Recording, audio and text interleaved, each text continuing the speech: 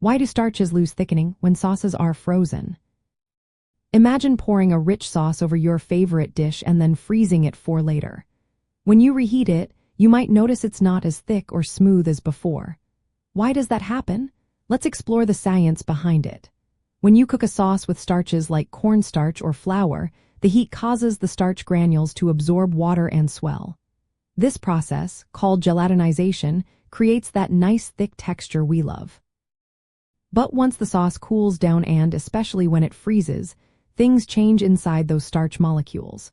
During freezing, ice crystals form and disrupt the swollen starch granules and the gel network they create.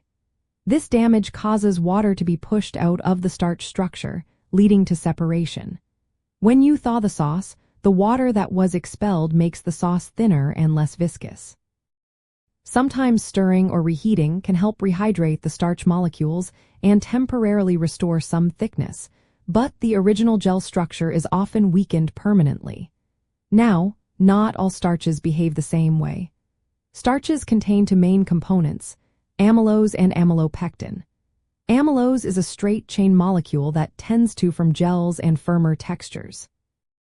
It is also more prone to retrogradation, which is the process where these molecules realign and form crystalline structures after cooling. This realignment causes the gel network to contract and push out water, making the sauce thinner after freezing. Amylopectin, on the other hand, is a branched molecule that thickens without forming from gels. It is less likely to undergo retrogradation and therefore tends to hold up better during freezing. That is why starches with higher amylopectin content, like tapioca starch, are more stable when frozen and thawed. On the flip side, starches with higher amylose content, such as dent cornstarch, tend to lose their thickening power after freezing because their gel networks break down more easily. Freezing also causes ice crystals to form within the sauce, which physically damages the swollen starch granules and the gel network. When you thaw the sauce, the water separates from the starch, resulting in a thinner, sometimes watery sauce. Reheating can help rehydrate some of the starch molecules, but it often cannot fully restore the original thickening.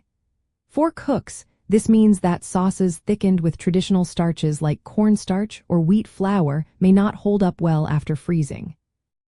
To avoid this problem, you can choose starches that are more resistant to freezing, like tapioca starch or specially modified starches designed for frozen foods.